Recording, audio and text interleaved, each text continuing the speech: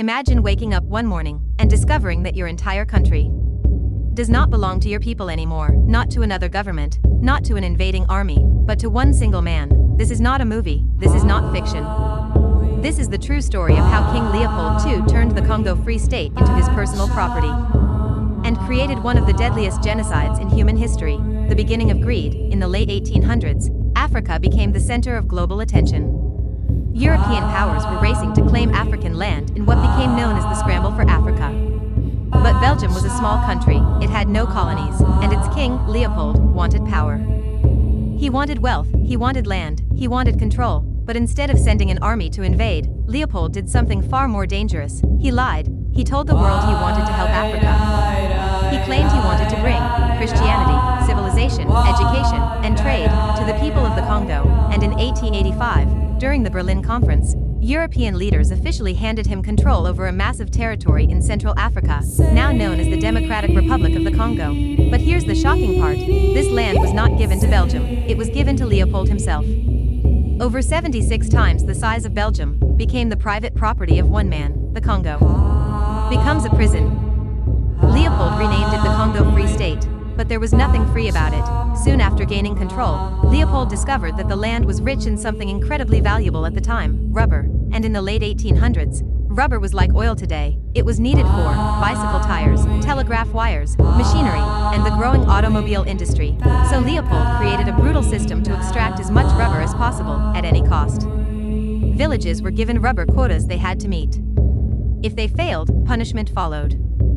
The Force Publique. Leopold created a military force called the Force Publique. Their job was simple: force Congolese men, women, and even children to collect rubber from deep and dangerous forests. And if the villagers didn't bring enough, the soldiers would burn their homes, kill their families, take their wives hostage, or worse, they would cut off their hands. Yes, hands. Soldiers were ordered to present the severed hands of victims as proof that they had not wasted bullets.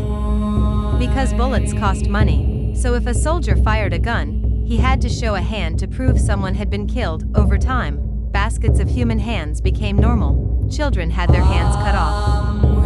Women had their hands cut off. Men had their hands cut off, sometimes. Even when they met their quotas, just to create fear, a nation of terror, entire villages were wiped out. People were beaten with a whip made from animal skin called the chicot, which could tear flesh from bone. Some were whipped over 100 times. Many did not survive.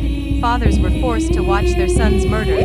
Mothers were forced to watch their husbands mutilated. Starvation became widespread. Disease spread rapidly. People began to flee into the forests, abandoning their homes in fear, and slowly, the population began to disappear. The death toll, historians estimate that between 10 million to 15 million Congolese people died from murder, forced labor, starvation, disease, and abuse, all under Leopold's rule. That's nearly half the population of the Congo at the time. Let that sink in. Half gone. The world starts to notice. For years, Leopold hid the truth from the world. He controlled the media. He controlled access to the Congo. But eventually, missionaries and journalists began to speak out.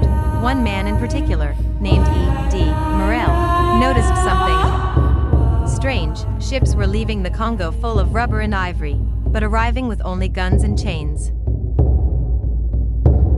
But eventually, missionaries and journalists began to speak out. One man in particular, named E.D. Morel, noticed something strange. Ships were leaving the Congo full of rubber and ivory, but arriving with only guns and chains, no trade goods.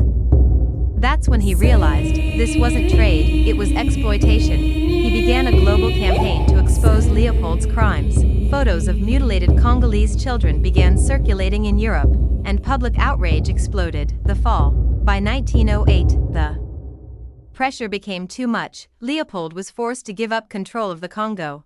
It was taken from him and turned into a Belgian colony. But the damage had already been done. Millions were dead.